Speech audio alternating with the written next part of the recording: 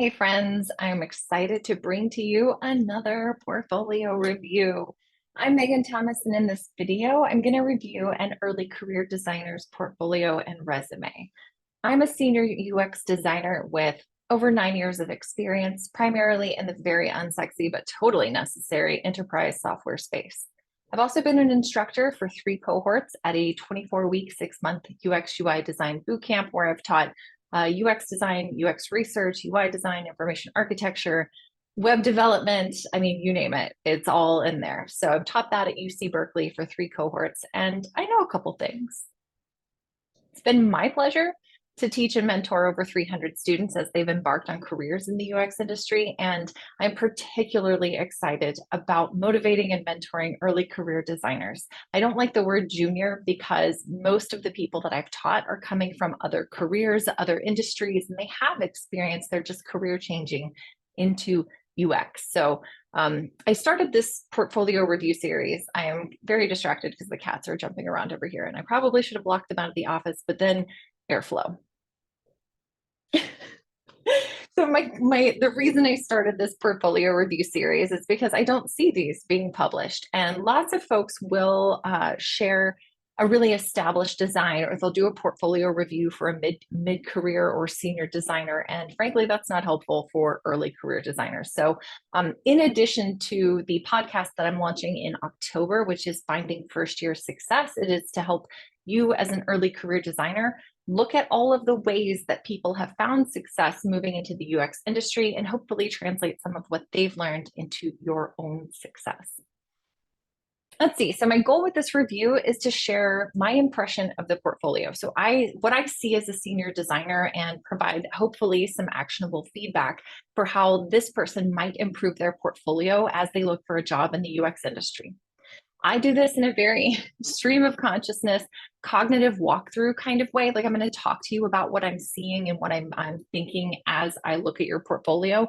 And that might include different ways you can present yourself, the ways you can discuss what you've done, what you've learned, maybe how you can present information differently.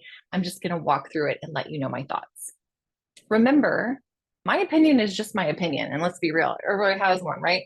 So I highly encourage anyone who gets their portfolio reviewed, don't make changes until you've gotten at least 3 people to go through and thoroughly give you some thoughts about what they see and what you can change. That way, you know, you've kind of triangulated the problem and you're not changing one thing in order to have someone in a totally different sphere of interests and knowledge give you a totally different feedback. Like let's work smarter, not harder, right? All right, so I'd love to also encourage any designers of any level to leave a comment on this video. It's hard to put yourself out there. So first, give some congratulations to these early career designers who are actively seeking portfolio reviews and willing to allow me to post it to the internet. That's terrifying. So round of applause for them, but also ask questions. We all need to learn from this. We all can learn and grow. So I know that there's room for everybody. I encourage you to jump in on the conversation. With that, let me share my screen. Let's get to the review. Okay. Oh, let's see. I was also going to apologize because I'm not using my regular microphone. I'm resetting up an entirely new setup over on the other side of my office space, and I'm on AirPods. So if you hear my hair scratching, I'm really sorry. It's annoying to me too. I apologize. All right. So today we're going to look at Daniel Gollub's portfolio. Daniel went through the 2U edX. It's now edX. They went through the blended bootcamp experience. So if you have looked at any of the portfolio reviews I've done before, you'll start to see some trends. We do very similar things in all of the boot camps, and seniors like me and people who are hiring early career designers, we start to notice that all of the portfolios look exactly the same. So it's really exciting for us when they don't. So today we're going to go over Daniel Designs, Daniel Gollub's website here. And I'm really excited because they went through a different curriculum than anyone else in the market has right now. I think Daniel was in one of the beta programs, or at least one of the early programs that did this blended program, which they spent a little less time with their instructor, but got way more information. And it was the most up-to-date information at the time. So really, really fantastic. I already like that I'm not seeing an exact template that looks just like everybody else's template. So good work on that, Daniel. Let's see. So let me scroll down here, see what you got going on. And I'm also going to open the About Me. Why did I open that in another page? That's not what I intended. Let's open in a new tab. Oh, cool. So what I can tell right now is that you're using Squarespace, which is fantastic. My own portfolio, for the most part, has been on Squarespace. I only recently moved into using a PDF because I'm senior and I get to be lazy. No, I also just don't have the time to update my portfolio online because there is so much that goes into it. As you all know, as early career designers, there's a lot that goes into this. So I wanted to make sure that I can see Daniel's resume. I love that everything is super. I think this probably sounds a little weird, but maybe I'm just getting older. Maybe it's these glasses, but I'm like, hey, I love that you're not trying to use the world's tiniest font on your website. I really appreciate this. I feel like maybe this could be a little smaller, but overall it's inoffensive. From automotive professional to designer, both industries that require creative solutions and understanding your user and customer. That's huge. That is absolutely true. And the thing is, we could probably bring in a little bit more. It depends on like how emotionally invested you are in the automotive profession. Maybe you only spent a couple years there and it was just a job, not like a career. So that's totally fine. If you're like super passionate about cars and like that's your jam, the thing I can tell you is bring your personality to the website. Everything starts to blend together, especially when you consider people who are looking at early career designers for actual work opportunities. They're getting what, 100, 200, 900 portfolios and resumes to look forward through. Like, y'all, make it stand out, make it interesting. All right, Daniel's resume. All right, I already like this. E-commerce manager and web designer. All right, that's interesting. I'm going to come back to that. I'm not sure if that is totally relevant because you're basically saying I do two jobs, and that makes people assume maybe you won't be super awesome if they hire you for just one of those roles. Goal-oriented manager with distinguished experience. What's distinguished? Tell me more. Proven leadership abilities, expert in increasing productivity and customer satisfaction. Committed to streamlining procedures while optimizing employee talent. This is really well written. That sounds great. Skills, okay. Experience. I feel like this has actually been updated even since the last time I saw it. Okay. First thing, just visually, because this is huge right here, saw an immediate increase of 500 new users after the first month and a 19% increase in units sold. Those are metrics, but because they have fallen to the second page of your resume, people are not going to see this. So I would take the skills out of here because these are just keywords, essentially. Your SEO optimizing your resume. So maybe drop those skills to this next row down here or below education even, and allow your two major pieces of experience. Put those on here. Yeah. So like, let's see this.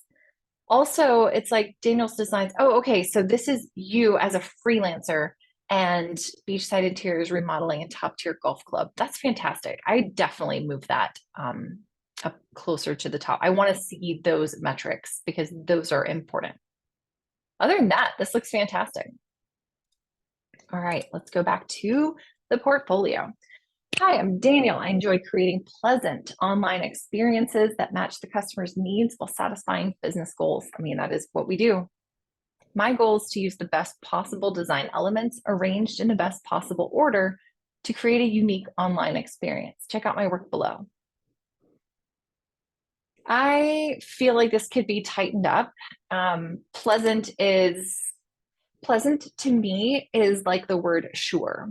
If I'm asking someone that I like, I value their opinion or I emotionally am connected with them, and I say, hey, do you want to go do something tonight? Like I'm anticipating, I'm excited.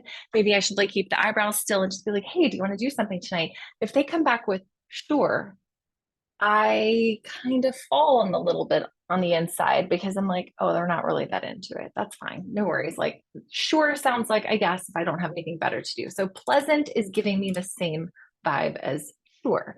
So, like, what's pleasant? Give me a better word. There are feelings wheels out there meant for therapy, but they're very helpful for me as a UX designer to come up with better adjectives about what I truly want people to feel. You could also probably shorten this.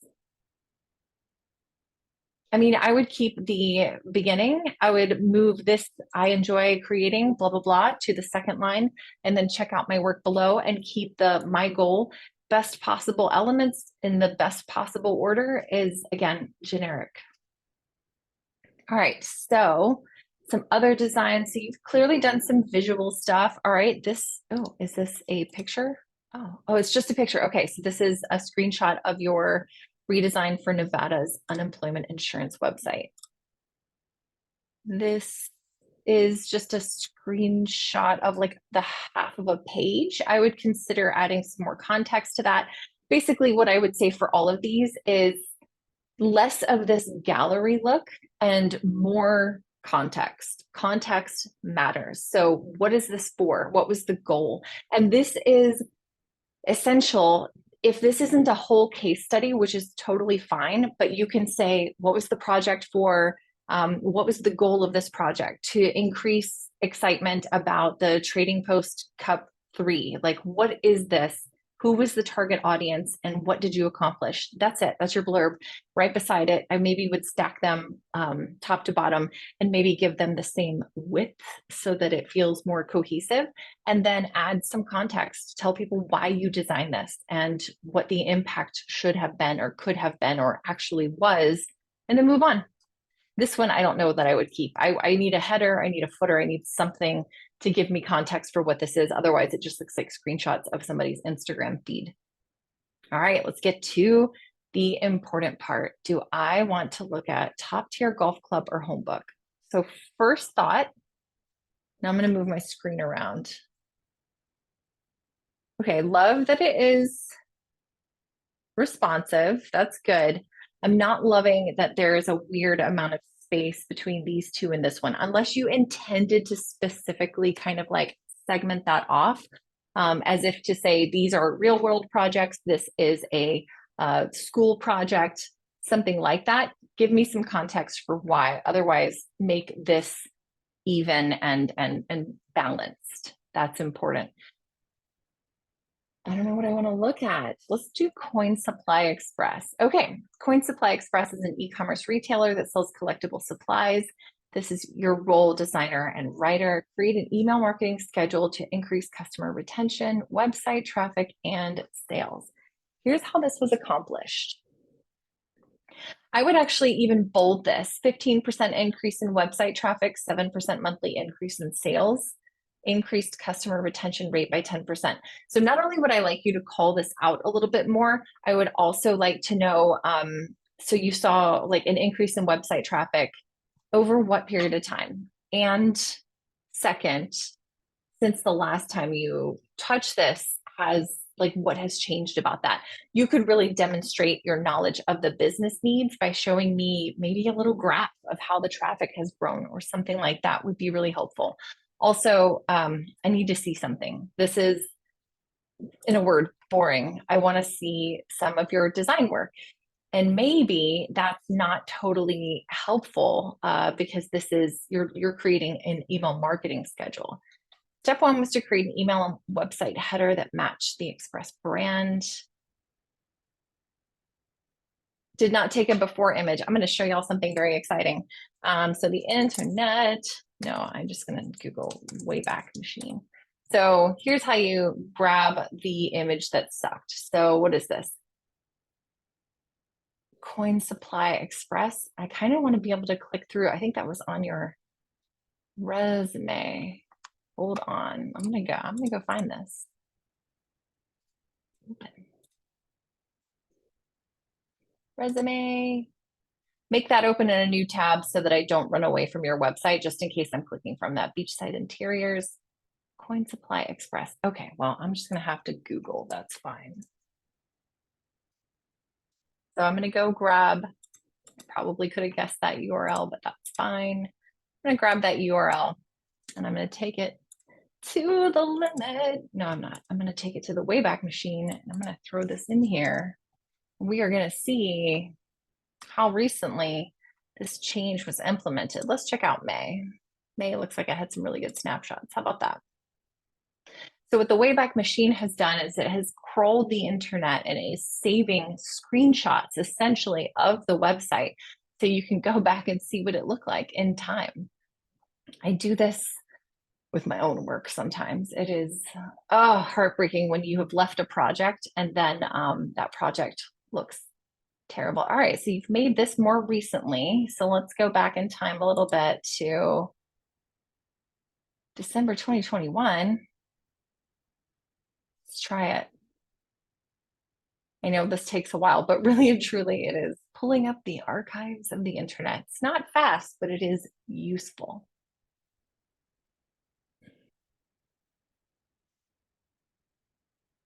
All right, while we're waiting, let me keep looking. I would break this up just a tiny bit. This feels like a lot of information. And since it's really large text and there's not a ton of spacing in between the lines, it is not awesome. Tell me more about taking time to think about what to do. What inspired you? What drove you? What did you look at in order to think about what to do? What do you mean I thought about what to do? See, we're knowledge workers now. And we get paid a salary to do knowledge work. And it's very interesting. And this is a struggle for a lot of early career designers when they come into a professional corporate environment and they kind of, I don't want to, how do I want to say this? They really work themselves to death because they think that every single moment of the day should be productive. They get themselves really twisted up in I'm not doing enough, I'm not working fast enough. And a lot of it really is taking some time to think about what to do.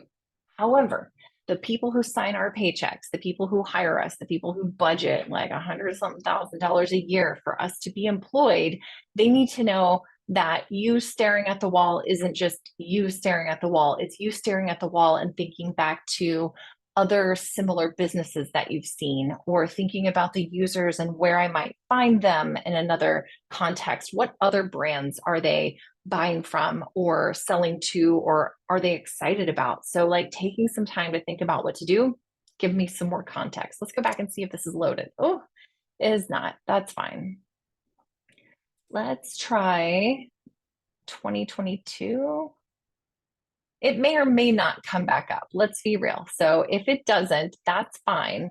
But know that you can probably get some screenshots from this. The owner was thrilled with how the design came out and reached out to her developer to make it happen. I love it. Tackle an email header, nice, using the same colors, keeping the branding consistent. You might even show like a screenshot of your Figma with like multiple in-flight designs as you continue to work on them to check them out to see what you thought was useful.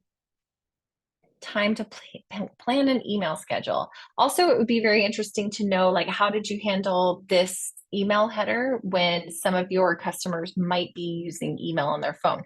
Now, what's interesting is that's not typical for certain demographics, like people of a certain age. I'll just say it, my partner's 80-year-old parents cannot check their phone or email to save their life. So it is like in literal ways. So it's very, very interesting to know like certain people aren't going to respond in certain ways. Maybe they only check their email on their desktop or on their tablet, and therefore this size of email header would be totally fine. But I'd be very curious to know, like, how did you determine that? Were you able to look at any of the demographics from the Google Analytics data, or did you poll anybody to find out, hey, which device are you looking at your email on? Time to make some emails. Amazing that you created these. Coin Supply. Hey, there we go. There's our Coin Supply Express. Let me actually grab this screenshot for you because it's a thing. It sure is. I'm gonna send this to Daniel. There we go. Okay, Coin Supply Express. Few examples, emails created. I created a map of the necessary information. Nice. So you created a template. You templatized their process. You refined and made their process more efficient for sending emails. That sounds like you improved the UX of both the writer of the email and the person receiving the email. Now they know what to expect. Add some more of that context in. Plan has been successful and has increased traffic to the website. Yeah, I think we got what we needed out of here. Actually, let me grab a hold. I know not everything is loaded on the page. No, I'll wait. I'll wait. Back to my work. Look at Top Tier Golf Club. There we go. At least a picture coming up sooner. Ooh, fun. Redesign the website to increase memberships, increase of 10% in membership purchases and 25% increase in club event sign up. Tell me more about that. And when have you gone back to check? This looks good though. I mean, Daniel, I really appreciate that you have talked through, like, here's the essentials. You haven't tried to describe absolutely everything that you went through in the entire project, the entire process, which is a lot of times what boot camp portfolio case studies kind of seem to be. Is it just like word vomit of absolutely everything and anything I did? This is interesting. The league standings. No, ma'am, you cannot get on the desk. Get out of here. Oh, this looks so much better. Changing the score sheets so that it looks better. The schedule looks far better. Okay. You just decided you're going to sleep on my book. Amazing. Okay. Trying to figure out how to redesign that wall of text. Yeah, that is garbage. Love card style works good. You don't have any before images, huh? Top Tier Golf. Where's this website URL? Oh, you had it on your dang resume. I had that. There we go. Yep, that's as good as it's going to get, but I will grab an awesome screenshot. No, I'm not reloading this page. You're just going to have to deal with it. All right. This is what it looked like before, and I will make sure Daniel gets that. So that's a tip y'all can use for grabbing those before screenshots. All right. Let's get to Top Tier Golf. Open. And why did I close that Wayback Machine? Wayback Machine. How about archive.org web? I think that's it.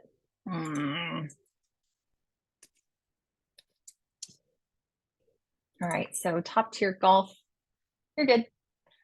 Membership includes, this looks great. It's so simple and it's so easy for people to understand what they need. Let me throw in this URL. See if the Internet Archive can bring that up. But overall, this is super simple and it should be able to get you at least attention on what it is that you've done and how you've worked in the real world. Fun design process, the members, completely worth the time and focus spent on the redesign. Nice. Jill, I think this is fantastic. All right, Top Tier Golf, let's see. Oof. So the smaller the bubble, this is on the Wayback Machine, just a tip. You saw in the previous search that it had really big green bubbles around it. That means that it's more busy, it's higher in, like, there's millions, probably billions of websites, and they are archived, but these are just spiders. They're like bots that are roaming around the internet. And the more frequently your website is visited, the more frequently the bots visit it. So this website was previously not live before what it looks like 2021. And that means it was only crawled by those web bots a few times over the last couple of years. So yeah, there's not a ton of information on the page. And yep, this looks very early 2000s. This is inaccessible text because it's white text on a very light background. I think you've done a great job cleaning it up and making it look refined. And also I love, okay, the logo was still there. It's a cool logo. All right, so overall, I think this is a really good redesign. Daniel, thanks for letting me review your portfolio. I think this is solid. I think there are a few refinements you could make. My personal preference is not like dark mode on websites, but that is not to say that it's not completely appreciated by other people in the industry. So like, that's just my opinion. But I think it explains what you do and how you approach your projects, and it describes the kind of person you are to work with. So great work. All right, thanks for joining me on this portfolio review. I hope you enjoyed it, and I sincerely hope that you'll consider signing up to have your portfolio reviewed too. Thanks for joining me today, and have a good one. Oh wait, I should stop sharing, and maybe that's why I can't find anything. There's the buttons. All right, have a great day.